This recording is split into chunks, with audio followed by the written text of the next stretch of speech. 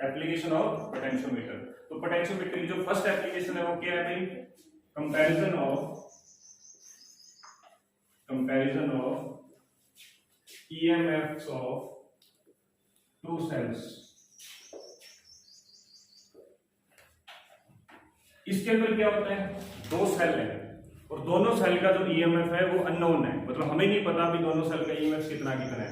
ठीक है, हम मार्केट से दो सेल लाए, हमें नहीं पता भी दोनों सेल की वोल्टेज कितनी कितनी है। उसके ऊपर का वो जो रैपर है वो समझो उतरा हुआ है, जिसके ऊपर वोल्टेज लिखी होती है ना। तो क्या है कि हम उसके सेल का ईएमएफ का कंपैरिजन करेंगे कि भाई एक सेल की वोल्टेज ज्यादा होगी, एक सेल की वोल्टेज क्या होगी, उससे लेस होगी। तो हम क्या करेंगे? उनका कंपेयर करेंगे। तो पहले हम बनाते हैं पोटेंशियोमीटर का सर्किट। तो पोटेंशियोमीटर का सिंपल सर्किट है कि ये पोटेंशियोमीटर की वायर है एबी पॉइंट के बीच में।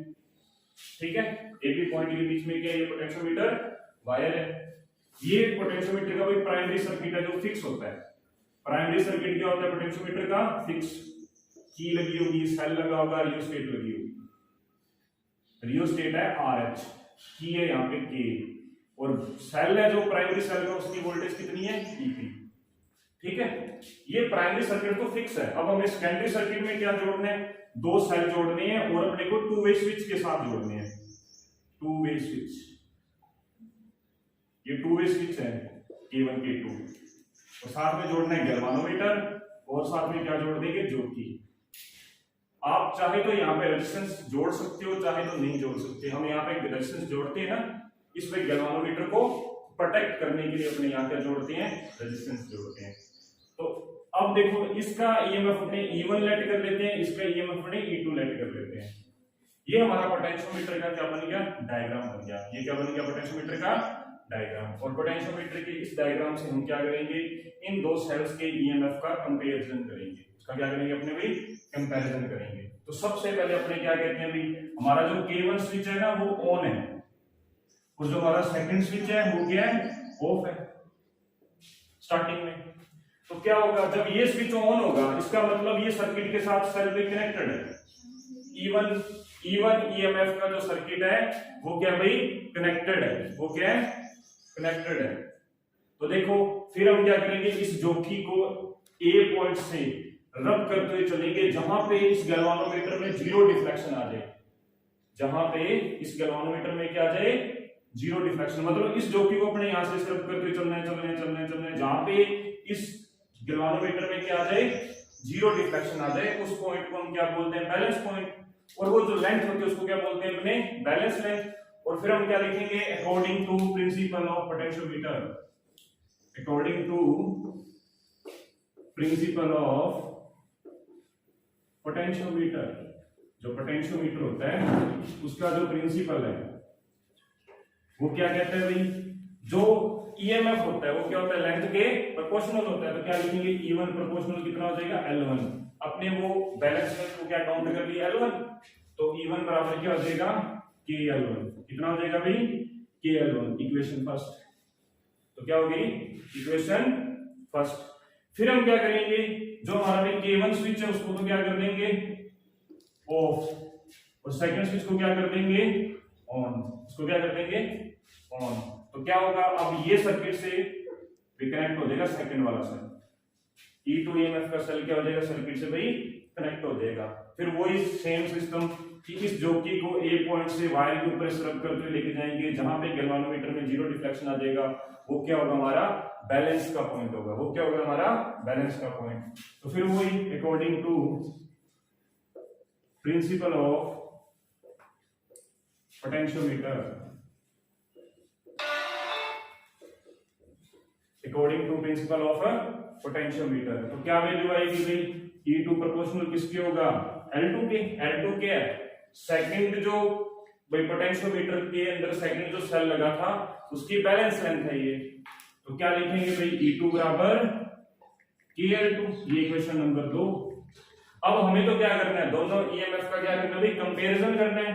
तो दोनों का जब हम कंपैरिजन करेंगे तो हम क्या करेंगे? इक्वेशन 1 और 2 का आपस में रेशो ले लेंगे, डिवाइड कर देंगे।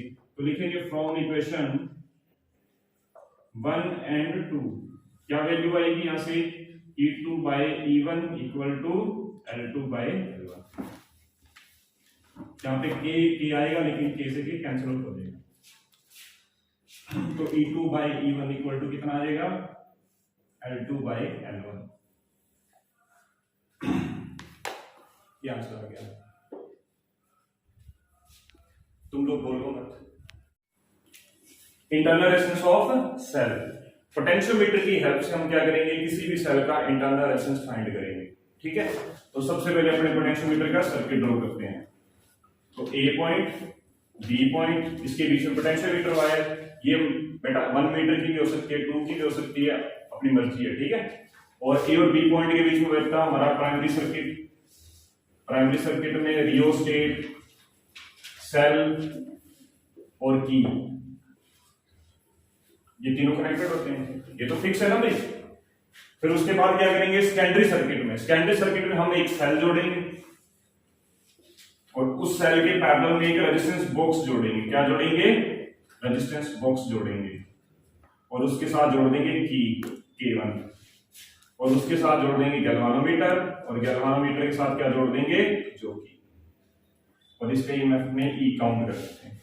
ठीक है, स्टार्टिंग में हम क्या करते हैं, इस की को हम ऑफ रखते हैं। क्या रखते हैं, ऑफ। जो हमारा K1 की है वो ऑफ है। अगर हमारा भी K1 की ऑफ है, मतलब ये रेजिस्टेंस है जो वो सेल के पैरेलल में कनेक्ट नहीं है। जो हमारा पैरेलल वर्ड है ना, पैरेलल वर्ड, इसका दूसरा नाम क्या होता है, शंट भी होता है। कई जगह पे शंट लिखा होता है, मतलब कि इस पैरेलल को शंट भी बोल देते हैं कई जगह। तो तुम याद रखना कि हमारी फर्स्ट की ऑफ है, तो हमारा ये सेल ही अकेला कनेक्ट है, इसके पैरेलल में रेजिस्टेंस कनेक्ट नहीं है। तो हम क्या करेंगे, इस सेल के लिए बैलेंस लेंथ लिखेंगे। इस सेल के लिए बैलेंस लेंथ कितनी आएगी, सोचो L1 आई। कितनी आई, L1 आई, क्योंकि वही सिस्टम रहेगा कि जो कि वो ए पॉइंट से वायर के ऊपर रब करते लेके जाएंगे, जहां पे इस गैल्वानोमीटर में जीरो डिफ्लेक्शन आ जाएगा, वो हमारा क्या होगा, बैलेंस का पॉइंट होगा। तो वही सिस्टम यहाँ पे। ठीक है, फिर हम क्या करेंगे, जो हमारी K1 स्विच है उसको ऑन कर देंगे। उसको क्या कर देंगे, ऑन कर देंगे। जब हम इस स्विच को ऑन करेंगे तो ये रेजिस्टेंस क्या हो जाएगा, इसके साथ वो कनेक्ट हो जाएगा। ये जो रेजिस्टेंस है वो क्या हो जाएगा, इसके साथ कनेक्ट हो जाएगा। तो क्या होगा, जब हम किसी भी सेल के पैरेलल में रेजिस्टेंस कनेक्ट करते हैं तो क्या होता है, तो उस सेल के दोनों सिरों की वोल्टेज बढ़ जाती है, मतलब सेल के क्रॉस वोल्टेज इंक्रीज हो जाएगी।